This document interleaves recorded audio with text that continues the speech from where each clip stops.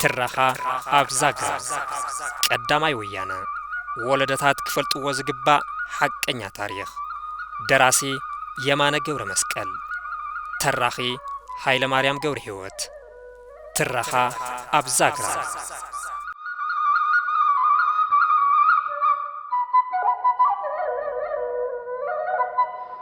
ምዕራፍ 5 ሰዓብየንን ውጽኢትን ቀዳማይ ወያነን ህዝባዊ ቃልሲ ቀዳማይ ወያነ ኣብ ፖለቲካዊ ቃልሲ ህዝቢ ኢትዮጵያ ብፍላይ ድማ ህዝቢ ትግራይ ናይ ባዕሉ ዝኾነ ኣልታውን ኣውንታውን ሰዓብየናት ነይሮም እዮም። ኣልታዊ ሰዓብየን ቀዳማይ ወያነ እቲ ፍትሒ ተጓደለ ድኻ ተበደለ ኢሉ ብረተ ልዒሉ ዝወየነ ገባር ትግራይ ዘካየዶ መሪር ህዝባዊ ዓመፅ ኣዝዩ ከቢድ ዝኾነ መስዋዕት ከፊሉ እዩ። ጭቁን ገባር ትግራይ ፍርቁ ብዓቀይቶ ትግራይ ተታሊሉን ተገዲዱን ኣብ ጎነቲ መስፍናዊ ስርዓት ተሰሊፉ ንኣሕዋቱ ወየንቲ ተጋሩ ንኽወግእ እንትለዓል ገለ ክፋል ገባር ትግራይ ድማ ምስቱ ህዝባዊ ወያነ ተሰሊፉ ዓረና ብምባል ወይን እዩ። ብክልቲኡ ወገን ተሰሊፉ ዝነበረ ገባር ትግራይ ኣዝዩ ብዙሕ ስለ ዝነበረ ኣብቲ ዓውደ ወግእ እውን ብኡ መጠን ኣዝዮም ብዙሓት ተጋሩ ተሰዊኦምን ኣካሎም ተሰንኪሎምን እዮም። እቲ ወግእ ካብ መጀመርታ ክሳብ መወዳእታ ኣብ መሬት ትግራይ ብምንባሩ ቁጠባዊ ዓቕምቲ ጠቕላይ ግዝኣት ኣዝዩ ተሓሲኡ ብፍላይ ብወገን መንግስቲ ተሰሊፉ ዝነበረ ሰራዊት ብቁፅሩ ኣዝዩ ብዙሕ ኣብ ርእሲ ምንባሩ ብዘይገለ ሰብኣዊ ርህራሄ ኣብ ርእሲ ህዝቢ ትግራይ ማዕለያ ዘይብሎም ግፍዕታት ፈጺሙ እዩ። ናብቲ ውግእ ዘይተሰለፉ ሰላማውያን ሰባት ኣብ መረበቶም እናሃለዉ ብግፍዒ ጨፍጭፍዎም እዩ። ንብረትን ጥሪትን ህዝቢ እናተወረረ ተወሲድ እዩ። ገና ካብ በረኽኡ ዘይኣተወ ዝራእቲ ኣብ በረኽኡ ተናዒሩን ተኾልሲሱን እናሃሎም በቲ ግፍዐኛ ሰራዊት መንግስቲ ተቓጺሉ ካብዚ ዝተለዓለ ሽዑ እዋን ዝተረኸበ ምህርቲ ኣዝዩ ውሕድ ነይሩ ዝበሃል። ዓመፅ ቀዳማይ ወያነ ምስ ተዳኸመ ዳግም ንትግራይ ምቁፅጻር ዝከኣለ መስፍናዊ መንግስቲ ሃፀይ ሃይለ ስላሰ ኣብ ርእሲ ህዝቢ ትግራይ ኣዝዮም ኣሰቀቕቲ ዝኾኑ ግፍዕታት ፈጺሙ እዩ። እተን ብሓገዝ መንግስቲ እንግሊዝ ዓመፅ ህዝቢ ትግራይ ንምዕፋን ዝመፃ ነፈርቲ ውግእ ነተን ቀንዲ መሰረት ወየንቲ እየን ተባሂለን ብመንግስቲ ዝተሓረያ ከባቢታት ሕንጣሎ ወጀራት ኣላጀራ ይዓዝወን ኣቃጺለን እኔን ዓዲ ሰላም እዩ ዘሎ ኢሎም ካብ ዝተፈላለዩ ከባቢታት ትግራይ ናብ ከተማ መቐለ ዕዳጋ ንምግባር ዝተኣከቡ ንጹሃት ተጋሩም ካብ ነፈርቲ እንግሊዝ ብዝዘነቡ ቦምቡታት ብግፍዒ ተጨፍጪፎም እዮም። ህፃን መንእሰይ ሽማግለ ሰብኣይ ሰበይቲ ኣስላማይ ክርስቲያን ብዘይፈሊ ብጅምላ ኣብ ማእኸል ዕዳጋ ሶኒ ብግፍዒ ተጨፍሊቁም ደም ንጹሃት ብግፍዒ ኣብ ዕዳጋ ወሓዘም። እታ ብሓርነታዊ ኣዋጅ ወየንቲ ደስታን ፌስታን እትዕንገል ዝነበረት ከተማ መቐለም ከምቲ ሽቁረር ንምግባር ብገዛእቲ ደርብታ ሸዋ ኣድላይ ምዃኑ ስለ ዝተኣመነሉ ኣብ ልዕሊ ከተማ መቐለ ብ30 መስከረም 1936 ዓ.ም ጽዑቕ ደብዳብ ነፈርቲ ብምክያዱ ንመቐለ ሰደሞን ጎሞራን ኣምሰላም። እቲ ደብዳብ ዕዳጋ ኣብ ዝካየደሉ መዓልቲ ሶኒ ስለ ዝነበረ ኣብቲ ዕለት 500 ዝኾኑ ንጣጣ ዕዳጋ ካብ ካልኦት ከባቢታት ዝመፁን ነበርቲ ከተማ መቐለን ብነፈርቲ ተደብዲቦም ሞይቶም ስጋ ሰብ ተፈትፊቱ ጭቃ መሲሉ ተረኣዩ። ካብቶም ኣብ መዓልቲ ዕዳጋ ብነፈርቲ እንግሊዝ ብግፍዒ ተጨፍጭፎም ዝተቐተሉ ልዕሊ 500 ንጹሃት ተጋሩም እቶም 120 ህፃውንቲ እዮም። ርእሶም ንምፍላይ ኣዝዩ ኣጸጋሚ ስለ ዝነበረ እንስሳት ክርስቲያንን እስላምን እንከይተፈለዩ ኣብቲ ብግፍዒ ዝተጨፍጨፍሉ ዕዳጋ ሶኒ መቐለ ኣብ ሓደ ጉድጓድ ተቐበሩ። ብዙሓት ሰባት ሃፀይ ሃይለ ስላሰ ኣብ ርእሲ ንጹሃት ዜጋታት ዝፈጸምዎ ጀምላዊ ጨፍጫፍ እንትዝንቱ ምስ ንጉስ ሄሮዶስ የመሳስልዎም። ዶክተር ሰለሞን ዕንቋይ ብወገኖም ብዛዕባ ትሽዑ ዝነበሩ ኩነታት ኣመልኪቶም ብኸምዚ ይስዕብ የብራህርህዎም። ሃፀይ ሃይለ ስላሰ ነቲ ኣብ ትግራይ ዝተለዓለ ህዝባዊ ዓመፅ መዕፈኒ ዝኸውን ኩሉ መዳያዊ ሓገዝ ንኽግበረሎም ንመንግስቲ እንግሊዝ ምስ ሓተቱ ካብ መንግስቲ እንግሊዝ ኣወንታዊ መልሲ እዮም ረኺቦም። ነቲ ኩናት ዝኸውን ወፃኢ ዝሽፍን 500,000 ፓውንድ ብጥረ ገንዘብ ነቲ ውግእ ዝመርሑ ልምዲ ኩናት ዘለዎም ኮነሬላትን ነፈርቲ ውግእን ሓገዝ ረኺቦም እዮም። እተን ካብ መንግስቲ እንግሊዝ ተለሚነን ዝመፃ ነፈርቲ ውግእ ነንሕድሕዶም 40 ፓውንድ ዝምዘኑ 54 ቦምብ ኣብ ከተማ መቐለ 16 ቦምብ ኣብ ሕንጣሎ 14 ቦምብ ኣብ እምባ ኣላጀም 32 ቦምብ ድማ ኣብ ቆርበታት ዝተባሃሉ ቦታታት በአጠቃላሊ 6640 ፓውንድ ዝምዘኑ 116 ቦምብታት ብምድር ባይ ህይወት ብዙሓት ሰላማውያን ሰባት ጨፍጪፈን እየን። እቶም ብነፈርቲ እንግሊዝ ተጨፍጭፎም ዝተቐተሉ ንጽሃት ተጋሩ ንምዝካር ተባሂሉ ድሕሪ 28 ዓመታት ነቲ ግፍዓዊ ጨፍጫፍ ዝተፈጸመሉ ዕዳጋ ሶኒ መቐለም ብናይ መቃብር ቅርጺ ዘለዎም ንቁልቁል ኣፎም ዝተደፍኡ ናይ ሸቐጥ ድንኳናት ብልኡር ራእሲ መንገሻ ስዩም ተሃኒጹ እዩ።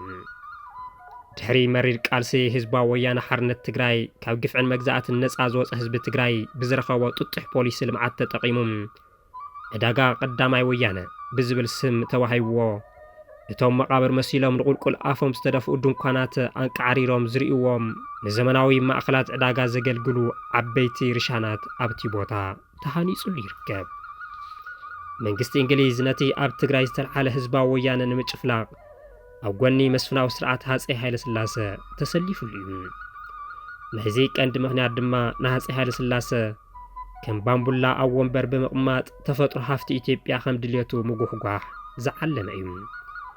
እቲ ካልኣይ ምኽንያት ድማ ዓመፅ ወየንቲ ሓረስቶት ትግራይ ናብቶም ኣብ ትሕቲ ባዕዳዊ መግዛእቲ እንግሊዝ ይማስኑ ዝነበሩ ጭቁናት ተጋሩ ኤርትራውያን ተላሒኹ ብምእታው ኣይንግዛእን ዝብል ሕቶ ልዒሎም ኣብ ርእሲኣ ንኸይዕምፁ ዓብዪ ስግኣት ኣሕዲሩላ ስለ ዝነበረ እዩ።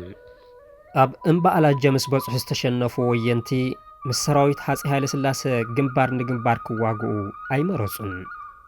መራሕቲ ቀዳማይ ወያነ ሰራዊቶም ስልታዊ ምንስሓብ ንክገብር ምስ ኣዘዙም ናብ በረኻታት ደስኣ ገማግም ዓፋርን ካልኦትን ኣዝለቑም። ብደባይ ውግእ ዝግበር ስልቲ ቃልሲ ተኸቲሎም ድማ ካብ በረኻታት ደስኣን ገማግም ዓፋርን ብምብጋስ ኣብ ልዕሊ ሰራዊት መንግስቲ ሃንደበታዊ መጥቃዕቲ እናፈነው ቃልሶም ቀጸሉ። ብላታ ሃይለማርያም ረዳ 5000 ዝኾኑ ወየንቲ ሒዞም ቀላቅል ናብ ዝተባሃለ ምብራቃዊ ክፍሊ ትግራይ ኣንሰሓው። ቀንዲ መዋፈሪኦም ድማ መዛብዕ ገበሩ። መዛብዕ ሰንሰለታዊ ጎቦ እዩ። ንሰራዊት ራእሲ ኣበበ ኣረጋይ ንምምካት እውን ምችው እዩ። ካብኡ እናተወርወሩ ድማ ክሳብ መቐለ ብምእታው ንሰራዊት ራእሲ ኣበበ ኣረጋይ ን3 ዓመታት ሙሉ ኣጨኒቖምዎ እዮም። ስልታዊ ምንስሓብ ብምግባር ናብ ከባቢታት ምብራቕ ትግራይን ገማግም ዓፋርን ኣዝሊቖም ሰውራዊ ውግእ ንምክያድ ዝመረፁ ገባራት ወየንቲ ካብቲ ዝተቆጻጸርዎ ሓራ መሬት ትግራይ ለቒቖም ከዱ። እቶም ብሓይሊ ወየንቲ እናተጸፍዑ ንድሕሪት ይሃድሙ ዝነበሩ ራእሲ ኣበበ ኣረጋይን ጀነራል ኣበበ ዳምጠውን ድማ ብዘይገለ ሓያል ውግእ ነቶም ካብ ኢድ መንግስቲ ዝተመንዝዑ ከባቢታት ትግራይ መሊሶም ንምቁፅጻር ከኣሉ። ነታ ህዝቢ ትግራይ ኣንበርኪኾም ንምግዛእ ከም ቀንዲ መዋፈሪ ዝጥቀሙላ ዝነበረት ርእሰ ከተማ ትግራይ ዝኾነት ከተማ መቐለ እውን እንደገና ብዘይገለ ሓያል ተቃውሞ ሰተት ኢሎም ብምእታው መሊሶም ሓዝዋ። ብህንዱድ መጥቃዕቲ ወያነ ትግራይ ምሒር ሰንቢዶም ዝነበሩ ሚኒስተር ጦር ራእሲ ኣበበ ኣረጋይን ጀነራል ኣበበ ዳምጠውን ካብ መንግስቲ እንግሊዝ ሓገዝ ምስ ረኸቡ ነቶም ገባራት ወየንቲ ኣሸኒፎምዎም።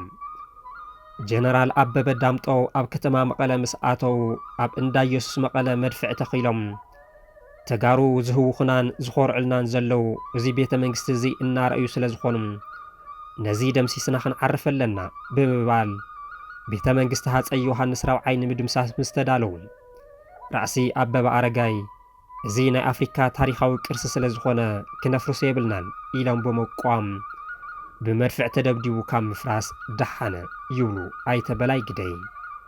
እቲ ናይ ኢትዮጵያ መቦቀል ታሪኽን ዋልታ ነፃነትን ዝኾነ ህዝቢ ትግራይ ብዘይገለ ስክፍታ ብግፍዒ እንትጭፍጭፍዎም ዓገብ ኣይትስርሑ ዝበላ ኣካል ኣይተረኸበን። ቤተ መንግስቲ ሃፀይ ዮሃንስ ጠቓሚ ቅርሲ ኢሉ ብምሕሳብ ካብ ደብዳብ መድሃፍዕ ዝከላኸል ሞራላዊ ሕሊና ኣብ ግፍዐኛታት መራሕቲ ሰራዊት ሃይለ ስላሴ ነይሩ ኢልካ ምዝራብ ይኹን ምግማት ድማ ኣዝዩ ዘጸግም እዩ። ቤተ መንግስቲ ሃፀይ ዮሃንስ ካብ ደብዳብ ዝደሓነ ግን ህዝቢ ትግራይ ኣንበርኪካ ንምግዛእ ከም ቀንዲ መዋፈሪ ቤተ ጽሕፈት ኮይኑ ንኸገልግል ኣድላይ ቦታ ከም ዝነበረ ኣየጠራጠርን። ቤተ መንግስቲ ሃፀይ ዮሃንስ ብዘመነ ሃይለ ስላሴ ይኹን ፋሽስታዊ ስርዓት ደርግ ንህዝቢ ትግራይ ድከቱን እናኣተው ረጊጾም ንምግዛእ ናብ ትግራይ ይመፁ ዝነበሩ ላዕለዎት ሽሞኛታት መንግስትን ኣዘዝቲ ሰራዊትን ከም ዋና ቤት ጽሕፈቶምን መንበሪኦምን ገይሮም ይጥቀምሉ ከም ዝነበሩ እዩ ዝፍለጥ። ቤተ መንግስቲ ሃፀይ ዮሃንስ ራብዓይ ታሪኻዊ ቅርሲ ኮይኑ ንኽነብር ግን ገዛእቲ ደርብታት ሸዋ ከምዘይደልዩ ኣየጠራጥርን። ታሪኻዊ ቅርሲ ክኸውን እንተዝደልይዎ ነይሮም ኣብ ውሽጢ ዝነበረ ንብረት ኣይመወረርዎን፣ ብሕማቕ ኣተሓሓዛ እውን ኣይመዕነውዎን። ዝኾነ ኮይኑ እቲ ኣዝዩ ዘደንቕን ዝማርኽን ቤተ መንግስቲ ሃፀይ ዮሃንስ ራብዓይ ካብ ደብዳብ ግፍዓውያን መንግስታት ሃይለ ስላሰን ደርግን ድሒኑ ናብ በዓል ዋንኡ ህዝቢ ተመሊሱ ታሪኻዊ ሙዝየም ንምዃን በቂዑ ይርከብ። ብቕልጽም ውፅዓት ወየንቲ ሓራወፂ ዝነበረ ሰፊሕ መሬት ትግራይ መሊሶም ዝተቋጻጸሩ ኣዘዝቲ ሰራዊት መስፍናዊ ስርዓት ሃይለ ስላሰም ህዝቢ ትግራይ ዳግም ከም ዘይዕምፅ ሙሉእ ብምሉእ ንምድኻም ከቢድ ቅፅዓት ንምቕፃዕን ብማእኸላይ መንግስቲ ሃይለ ስላሰ ተወሰነ። ዝዓመፁ ገባራት ንምቕፃዕ ብዝብል ድማ ብዓሰርተታት ኣሽሓት ዝቝፀር ሰራዊት መንግስቲ ናብ ከተማ መቐለ ክምርሽ ተገበረ። ቀፂሉ ድማ ነቶም ዝዓመፁ ገባራት ዕጥቆም ንምፍታሕ ብዝብል ስም ናብ ገጠራት እንደርታ ክልተ ውላዕሎ ራያ ዓዘቦ ንኽዘምት ተኣዘዘ። ኣብ ርእሲ ነበርቲቶም ከባቢታት ድማ ማእለያ ዘይብሎም ግፍዕታት ምፍጻም ቀጸለ። ስርዓት ሃፀይ ሃይለ ስላሰ ኣብ ርእሲ ህዝቢ ራያ ዓዘቦ ዝፈጸምዎ ቅፅዓትን ጨፍጫፍን ኣብ ኣርባዕቲኡ ማእዘን ኢትዮጵያ ተወዳዳሪ የብሉን። እቲ ካብ ሃገረ ግዝኣት ሚኒስተር ዝተረኸበ ሰነድ ከም ዝሕብሮም ቀዳማይ ወያነ ብመንግስቲ ምስ ተሸነፈ ህዝቢ ራያ ዓዘቦ ናይ መንግስቲ ቀወምቲ ናይ ውሽጢ ጸላእቲ እዮም ብዝብል ከቢድ ክሲ ተመስሪትዎም ነይሩ። በቲ ክሲ መሰረት ድማ ካብ ጥሪ 4 ክሳብ ጥሪ 20 1936 ዓ.ም ን16 መዓልታት ዝኣክል ብሓደ ሜጀር ጀነራል ላዕለዋይ ኣዝማቲነትን 11 ኣዛዝትን ዝምራሕ ልዕሊ 33,000 ዝኸውን ሰራዊትን ነጭ ለባሽን ሙሉእ ናይ ቅፅዓት ወፍሪ ኣካየደ። ገባራት ራያ ዓዘቦን ወጅራትን ዝኾነ ዓይነት ጠበንጃ ንኸይዕጠቑም ብፈረስን በቕልን ንኸይኸዱ ብሕራዊ ስምዒት ቃልስን ጅግንነትን ከላዓሉ ዝኽእሉ ደርፍታት ብሸምባቆ ምፍጻይን ጉማየ ምባልን ከም ዘይከኣል ብራእሲ ኣበበ ኣረጋይ ተኣወጀ። ዝነበራ ኣፍራስን ኣብቅልትን ምስ ተወረሳም በቕሊ ወይ ፈረስ ዝገዝአ ገባር ራያ ዓዘቦ በቕሉ ተወሪሱም ተወሳኺ ቅፅዓት ከም ዝፍረዶም ንገባራት ራያ ዓዘቦ በቕሊ ወይ ፈረስ ክሸይእ ዝተረኸበ ሰብ እውን ዝሓዞ በቕሊ ወይ ፈረስ ተወሪሱ ተወሳኺ ቅፅዓት ከም ዝፍረዶም ዝድንግግ ኣዋጅ ወፂኡ ነይሩ። እቶም ኣመሓዳሪ ራያ ዓዘቦ ዝነበሩ ፊታውራሪ የማነ ሓሰን ብጥቅምቲ 1937 ዓ.ም ናብ ልኡል ኣልጋ ወራሽ መርዕድ ኣዝማች ኣስፋ ወሰን ዝለኣኽዎ ደብዳቤ እውን ከም ዝስዕብ ይብል። ፈረስና በቅሎ ወደ ራያና አዘቦ እያመጡ ለሚሸጡት አገሮች ወደ ራያ ወርደው ሲሸጡ ቢገኙ የያዙትን ፈረስና በቅሎ ተወርሰው ከዚያም በቀር ሌላ ቅጣት የሚያገኛቸው መሆናቸውን የሚገልጽ እንዲሁም የራያና አዘቦ ህዝብ ፈረስና በቅሎ ቢገዛ ተወርሶም ሌላም ቅጣት የሚደርስበት መሆኑን እንዲያውቁም መሰል ሙናን ፈረስን በቅልን ተኸልኪሎም አብቅልቶምን አፍራሶምን ዝተዘረፉ ገባራት ራያ ዓዞም አዝዮም ብዙሓት ከም ዝነበሩን ክሳብ 1954 ዓመተ ምህረት በቅልን ፈረስን ናይ ምጥቃም መሰሎም ከም ዝተኸልከሉን ድማ ህዝብ እንደራሴ አውራጃ ራያ ዓዝቦ ዝነበሩ ሓጅ መሐመድ ስራጅ 1954 ዓመተ ምህረት ናብ የህግ መምሪያ ምክሪ ቤት ዘቀረብዎ ጥርዓን ምርዳእ ይከኣል።